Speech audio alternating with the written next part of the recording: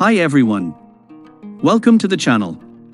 Today we will discuss how to reduce the opacity of the image in Procreate. Let's start. In step 1 we have to choose a canvas size. Then have to insert the file from the local desk. In step 2 now go to Layers, click on your image layer. Don't double click on the layer, we won't find the option for opacity. In the layer, we have the letter N, click on the letter N, we will get a drop down, there we have an option for opacity. We have an opacity range slider here, you can decrease the opacity of the image.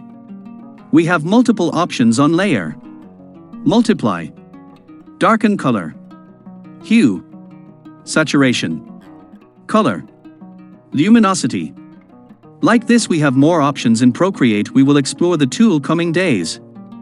Thanks for watching the video, don't forget to subscribe to the channel.